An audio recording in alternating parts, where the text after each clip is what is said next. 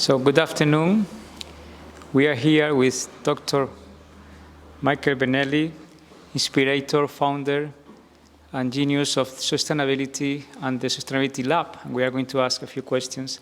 The first question I would like to ask you is, what is the Sustainability Laboratory and what are its main action lines? The laboratory, the Sustainability Laboratory, is an independent, not-for-profit research, development, and education organization based in New York. And it was established in order to advance the sustainability agenda and actually produce positive and life-affirming impact on people and ecosystems and all parts of the world. Yes. And what does it mean to have the Global Sustainability Fellows in La Palma for you? Well, one of the functions of the lab is to deal with education, where we would like to try and assist in producing a group of people around the planet that have a better understanding of sustainability and related issues. And the GSF, the Global Sustainability Fellows Program, is really the main postgraduate kind of thing program that we have. We're doing it this year in La Palma as part of the recognition of La Palma with its island ecology as one of the eco-based centers of activity of the lab. Mm-hmm. And have you found any difference from this Global Sustainability Program in La Palma from previous programs? Well, remember, one of the ideas behind the lab is to develop the lab as a network of activity centers in different parts of the world that map onto particular ecozones. So we started activities in the desert and drylands in Israel, tropics, both dry tropics and humid tropics in Costa Rica with Earth University. We have a new program that is starting in Bhutan for alpine ecology with the Royal University of Bhutan, and of course La Palma with our association with the University of Gran Canaria that you are part of, to deal with issues of island ecologies. And we tried to produce GSF programs in all those different locations. So the fundamentals of the program in terms of the content delivery are similar, but each program is completely different based on the local experience. One of the things that is very important to the concept behind the GSF is not to develop it as a conventional course, but as a really multifaceted experience, transformational experience basically, that will provide people both with some conceptual material that they may not have been familiar with before, but also a local-based experience that will enrich that whole place. So La Palma is a great place for us to be. It's a very beautiful place in the first place.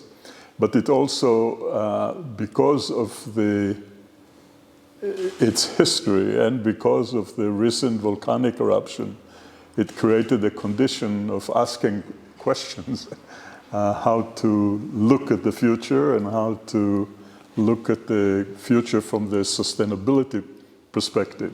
And that's why it's wonderful to be here and work with you on this program. Thank you. Now, Ben, please. Michael, will you please talk to us a little bit about why you created for the Sustainability Lab its own definition of sustainability, and also how does that help you to approach sustainability and development projects and challenges differently? That's a very good question. When we started the lab, the first question was, what will make it different than many other sustainability things that are popping up everywhere, sustainability centers, institute, programs, whatever. And for a long time, I was quite unhappy or unsatisfied with the prevailing definition that came out of the United Nations Commission on Development, Environment and Development, following the Rio summit. And as you all know, the prevailing definition basically puts an emphasis on a cross-generational concept and says that sustainable development is development that takes care of current needs without jeopardizing the needs of future generations. So it sounds a very sensible, very positive kind of definition, but if you think about it a little deeper, you realize that it's very difficult to operationalize. It's very difficult to compute economic utility values for future generations. Future generations are not with us to discuss what's good for them. And there are other faults with that concept. So and besides that, the term itself, sustainability, has been so overused and abused and whatever that it's almost lost its meaning. It became the thing to say with everything. So sustainability is everywhere, but without looking at what does it really mean. So I thought that really dealing with that ambiguity and dealing with a more rigorous definition would be essential. And that's why it took quite some time to come up with that definition. And of course, from that definition are derived the 5 core principles that we're using.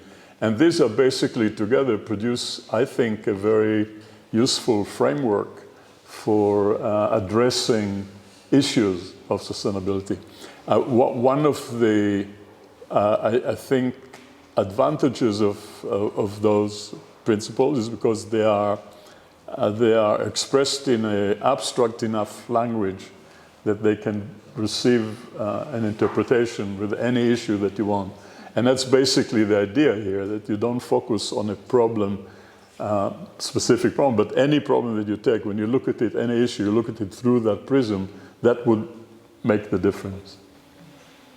Thank you. And I think Karen will have another question for you. Yes. So my question is, in the lab's approach to sustainability, what is the role of the data design science? Sorry. Yeah, that's a very important.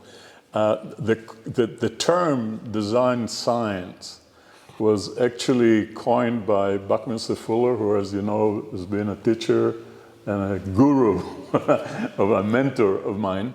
And he used the term to really as an umbrella name for his approach to dealing with developing projects and things of that nature.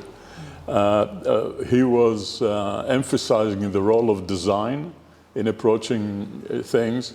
And I think that in his terminology, design was focused more on producing artifacts, a better technology, a better this, and he, of course, was a major prophet of technology, if you will, and saw in better technologies an answer to many issues. I think that I thought that the term of design and the concept of design can be expanded to include the softer aspects of social reality. And we design institutions, we design programs, and all the other things. The really greatest significance of the term design is in how we approach issues in the world. And the idea of design frees one from the preoccupation with problems. I think we talked about it a little bit before, that when you focus on a problem, you tend to be entrapped by its reality and its epistemology and everything else, so it's very difficult to free from it. The design approach that Fuller was emphasizing is different in essence, because it says, forget the problems, forget the issues, forget what is hurting you, focus on projecting an end state. What is the image of an end state? What is the preferred state that you want to achieve? Even if you don't have the resources to get there, even if you don't know how to get there, even if the science doesn't exist, the technology does nothing, but what is it that you'd like to accomplish? and then cast back and start building up. If this is what I want, what are the resources that I need? What are the issues that needs to be resolved? What is the theory that has to be perhaps worked on in the first place? And how do we get to that issue, to that state that we want to achieve, not ignoring the difficulties, being aware of the difficulties, but not focusing on the difficulties, but focusing on what it is that we want to get to. So the design approach in that regard is a fundamentally different approach than the way we usually approach problems and problem solving. Now, there are many issues, of course, that you don't need to project exceptional end states. I mean, if the water faucet in your house is broken, you bring somebody who knows how to fix those things, and you don't need to, at that moment, think about how shall I redesign the whole water system in the world. But when you deal with major issues that have no map to get to, it's very important things to keep in mind. Thank you. Lana, you have a question? Yes, thanks, Michael. Considering the 5 sustainability domains that the laboratory has come up with, and given that we're all in La Palma, understanding the local experiences, the cultures, the challenges, where do you think the emphasis should be laid in terms of developing a sustainable vision for the island? One of the interesting things about system thinking is that if you really understand the concept of interactions and interdependencies and whatever, the notion of hierarchy loses a little bit, because whether you are a small thing or a big thing, you have an impact on the whole. So it's very difficult to say what is more important. And in relation to the 5 principles, one of the major concepts that we are trying to import is that you have to address all the 5 domains, if you like, simultaneously, regardless of the problem. Any problem that you take, you have to bring those 5 dimensions to and address them all. It so happened that what we call the spiritual dimension has this particular significance, because as it turned out, all the others deal with the question of how you do things. And this raises the question of why you do it in the first place. So it's very, I think it's important to realize that in some way that has a primacy. You have to ask, what is the purpose? What are we standing for before you deal with all the other kind of issues? So the Sustainability Laboratory has its own approach that is based on system thinking and a rigorous definition on sustainability, let's say, that integrates this design science approach. So it's quite strong, and I've learned so much from it. I'm a previous fellow from the first generation, and something that I would like to highlight is that through the years, I've been collaborating with the lab for a while, I noticed that besides this very strong scientific proposal for sustainability, there are other things that I have been very inspired about within the Sustainability Laboratory. When I see the projects like Badiatir project that we have now, her education director here, Yamila, and there are 2 things that I would like you to elaborate further on. One is less scientific and more subtle things, such as the human interaction when you're designing a development project. I know, for instance, that when you started creating Badiatir project with the Bedouin communities, you were living there with them in the tent, in their tents for years and staying with them.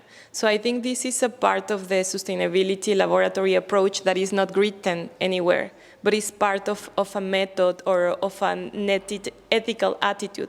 So I would like you to elaborate more on that. And the other is actually also the notion of intention. That is also a sort of, you have talked about this spark when you meet perhaps a potential partners for this type of projects that are very challenging because they address second-order change. They're very transformative. So it's not easy that they have the immediate buy-in of many stakeholders. So how would you address to us this notion of intention and this spark that you talk about?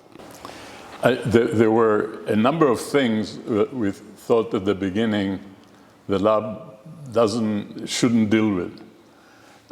One is advocacy, for advocacy's sake, and the other is to focus only on theoretical issues. From the beginning, the idea was that you have to combine concept with action. And that's why the focus on using the principles as a framework to develop actual projects on the ground. And when you develop the developing project on the ground meant for me to identify, not to be called in as an advisor or as a consultant or something like this, but to identify a situation that seems to call for, or seems to offer a good opportunity for doing something significant. And I think we talked about it, and I mentioned to you the origins of Project Quadriatir. In that particular reality that seemed so difficult, it looked that if we can produce some change there and demonstrate the application of the principles, it will really reinforce the idea of the efficacy behind the whole idea of the lab. So when you deal with people, you have to be involved with them. I mean, you can't stay not involved. You have to get at the minimum, you have to inspire them to join what you're trying to do there. So it's very important to develop a group that shares the intention. And the idea of intention is important because that intention has to do with producing that end result, that end state that you want to achieve, even without the benefit of exhaustive analysis or anything else. You really feel in your gut, so to speak, this is what I want to achieve. And you don't spend too much time on worrying whether it's possible or not possible, whatever. You're committed to achieving it. And the next is how you can infect, if you like, other people with that intention. Other people who see that intention is something that is, so the intention becomes a galvanizing. It's not like a report that says, here's a situation, there's 10 this and 5 this and 15 that, and here's the benefit, cost-benefit analysis and whatever.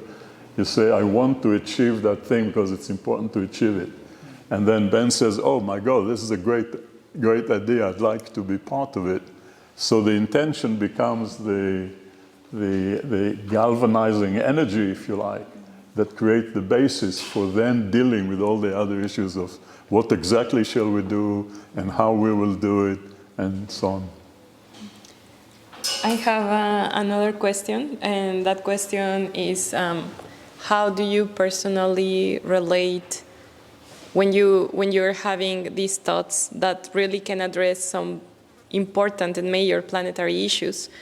What's your relation with time and timing that we have currently? So we are threatened with 2 or 3 degrees increase in the global temperature, and as we have seen in many occasions, and actually in the last years, that creates exponential effects in many of our systems.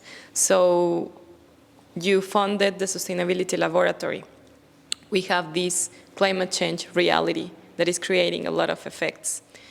We may not have perhaps more than a decade to really experience what is coming for humanity in many levels. So being the founder of the Sustainability Laboratory, having the GSF experience, what's your, let's say, thought on the coming years? What do you think we should be doing, actually, besides perhaps the GSF experience that I think we are all very committed? It's a difficult question. In starting with the lab, I realized that I cannot save the planet or something. I cannot save the world. I cannot bring the change that is required. So I thought what I can do is kind of throw into the game some ideas and some examples that can inspire others. Or so to me, it was a question of how to bring a few ingredients, like when you cook a good dish, how you can bring a few ingredients and let them be on their own.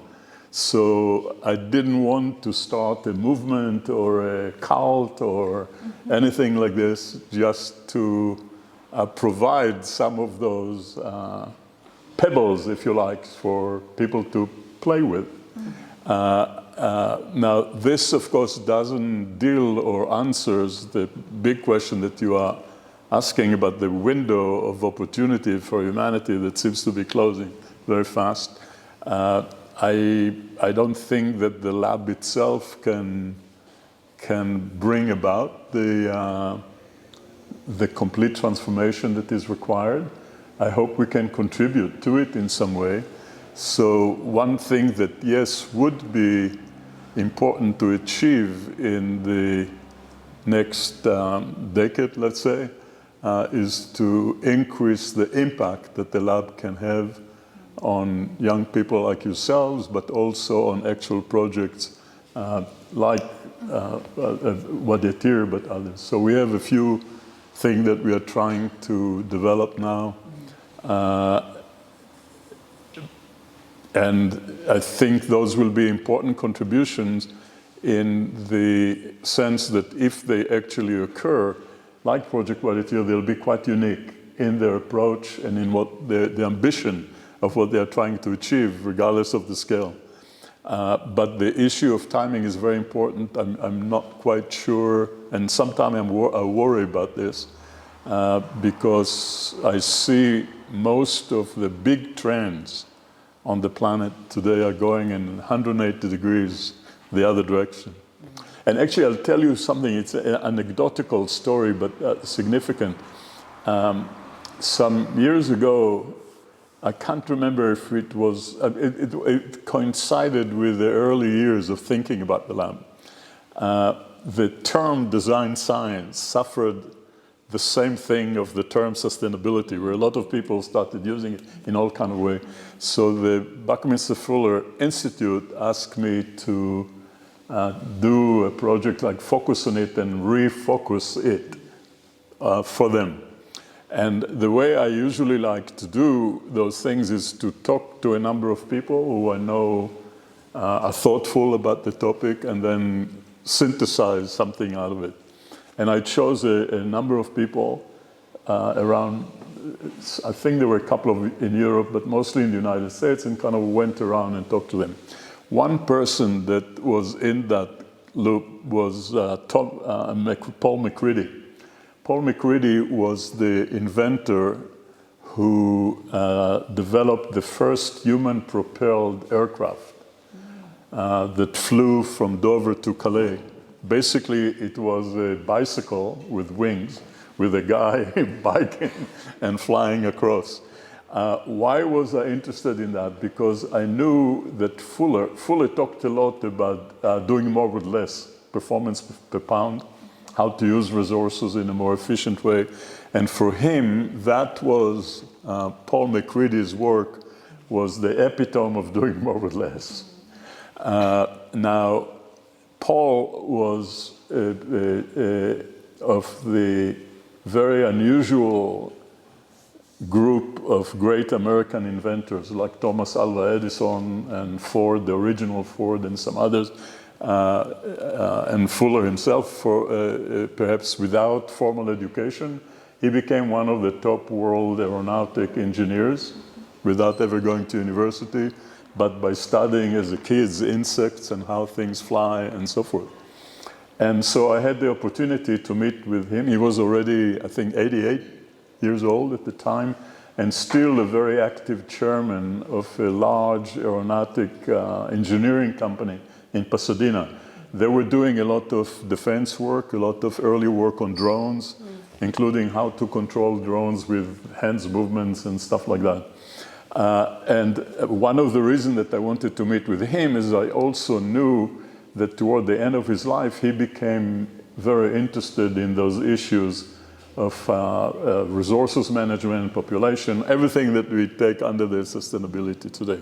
So I had an interview with him, which was really fascinating because being the scientist that he was, he really studied those issues deeply and produced all those graphs of whatevers.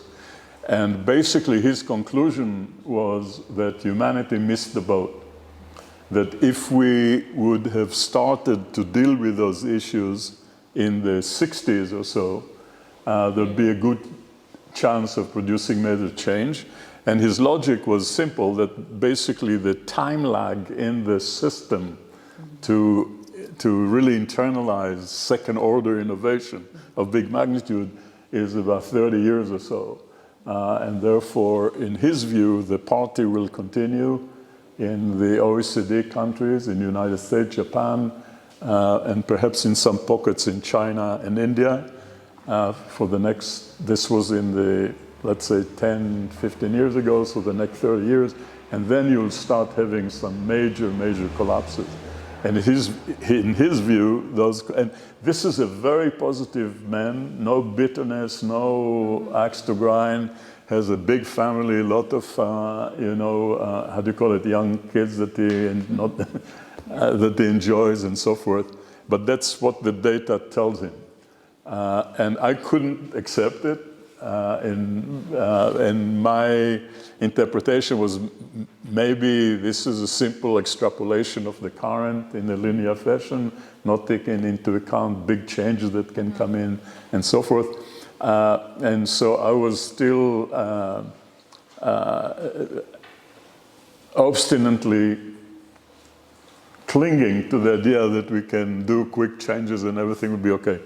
After the turn with all these people, I went back to New York, and a couple of weeks later, I was actually sitting, and that was really spooky. I was writing an email to him, and thanking him for his time and so forth, when I got a phone call from a friend who said, "Did you hear Paul just passed away?"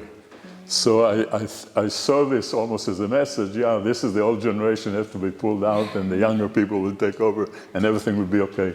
But now, 15 years later, I see what's happening around the world, and almost everything that he was talking about, everything that the Club of Rome was projecting from a system dynamic point of view is happening. And not only that those negative things are happening, but there's nothing in place to stop them, other than the fact that awareness is growing. More people are, like yourselves, are aware and dealing with this. It's a big difference than 10, 15 years ago. But when you look at the big engines, the governance engine, the governments, the way international relationships are done, the whole production machinery, the whole approach, method, heart of the current phase of capitalism, it's just not there. Not only it's not there, it's actually aggravating the situation in a big way. So it's a very big issue. I don't mean to be negative or to depress you or anything. I don't think there's anything to do other than to try to stick the finger in the dam and hope that we'll somehow produce. But you can see, look at the temperatures this week. Madrid, 46. In Israel, same. I mean, you look at Greece, Switzerland, Germany, and in the United States, these are new realities. Fires, the storms, all those kind of things, and we'll have to... So there's going to be a lot of unpleasant stuff to go through. But I hope that will be only reinforcing the dedication, the intention to bring about the better world. But certainly major changes have to be brought about. And what is happening, it's very interesting because I've seen this in many cases of personal life and corporate life. Individuals or corporation even that came to realize the fact that they need a change, even saying, let's do the change, actually wanted to achieve that change without changing. And that's not possible, and I think we have to really come to terms with that, making that jump, making that shift, making the difference. Thank you. Thank you. I would like to ask, I don't know if you want to stop the recording, but I would like to ask fellows, like, what do you think, and what do you feel inspired to do, or how do you approach to these issues and questions about time, about the current state of the world that we are living, about your professional careers, and perhaps the experience so far with all these approaches, if someone wants to share something about how you're approaching to that.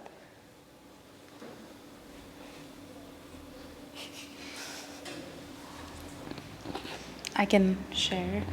I think I relate with what Michael said, that sometimes the magnitude of change that is required can be very overwhelming.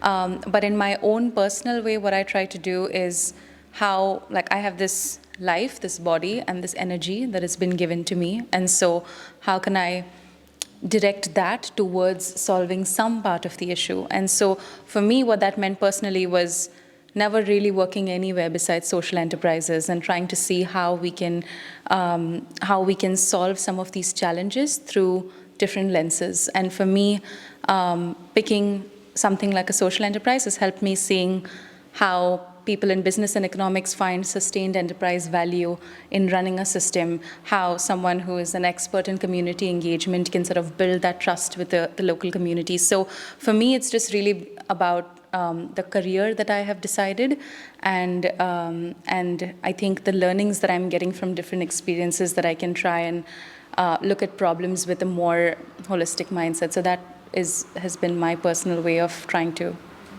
make some dent in the change that's needed. That's wonderful. And it makes me think back to what we were talking about earlier, Michael, when you said that each of the GSF programs in different locations has inherently had to be different based on the characteristics of the people, of the place. La Palma is not Costa Rica, and neither is Israel. And I wonder if there's not a lesson that we can learn from literally every other piece of nature that we participate in, that there's a niche in the ecology where things fit and places where they don't. And is the problem just that people are everywhere trying to make the environment conform to us versus us really fitting into the ecosystem?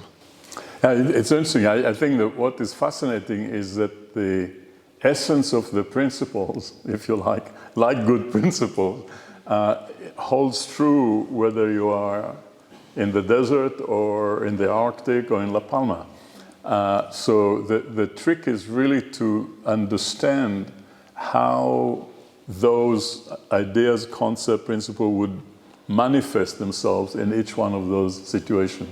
The variety of the world is very important, the diversity of ecologies and ecosystem and so forth. And what is unhappily happening is that we are creating a monoculture across all of those. You can go today from place to place and you're still in the Hilton Hotel and Coca-Cola and McDonald's, and there's no difference, there's no authentic local kind of thing. So I think that the focus on the difference and the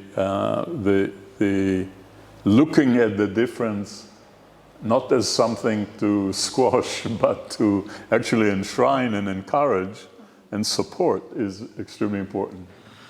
Just building on what you said, Vanessa, and you said, Michael, it reminds me of, I guess it was almost 20 years ago now, Popular Science magazine once published an issue. Back then, sustainability was still trying to get on the radar, and the whole issue was about various facets of sustainability, ethics, and ethanol corn was popular at the time. And I remember this one editorial was saying, basically, you can either give it a shot and try, or you can just sit aside and do nothing till it ends. And I realized that at that fork in the road, in that moment, sitting reading this book, I decided, go for it. It may all be over, but I'd rather be on the team that's trying, even if we doesn't work out. Or you could just sit aside, but I was saying, I'm going to go this way. There isn't really a middle, unless you try to just shut off, and that's hard to do, you know? So I just went for it. And in seeing what's inspiring about the lab, and it was a recent diagram you put up, Vanessa, was with how this program situates, is that it's doing two things at once. It's creating these pebbles that Michael has pointed to, these experiments, but also creating a network of connection of people using this shared language of the principles of this signature approach to sustainability. And now you have a network of people wrapping around the globe like a net.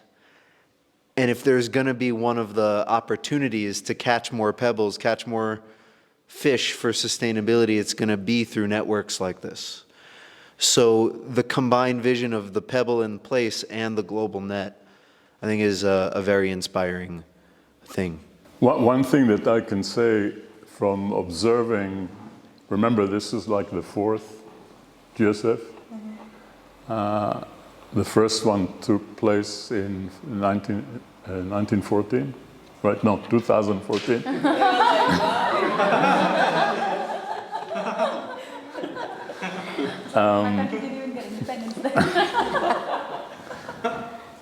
Is what is evident from looking at the applications is that there is a growing and expanding group of young people who are as good as anyone, who could be anything they wanted to become, and they choose not to go into investment banking or whatever, but to really devote themselves to the question of how to make the world a better place.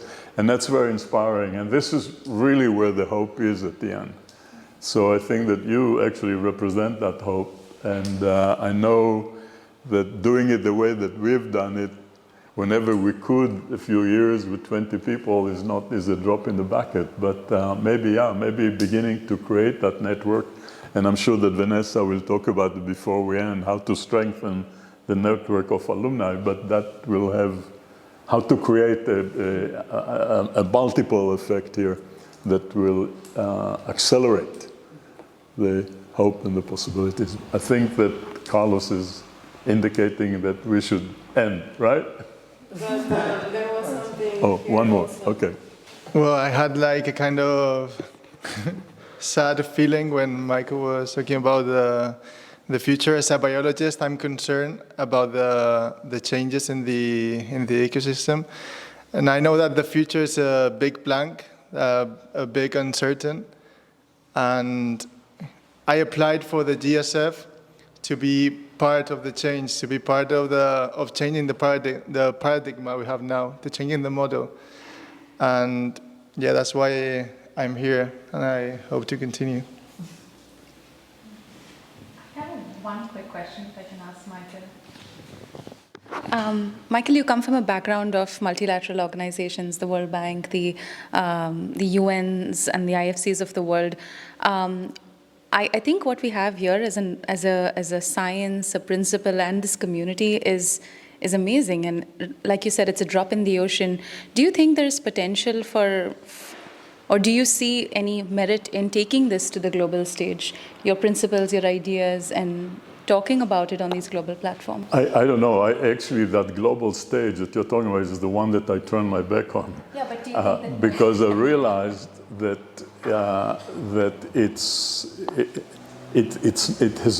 it's not designed for experimentation and innovation, regardless what is being said. If you want to develop a career in the World Bank, for example, you cannot make too many mistakes.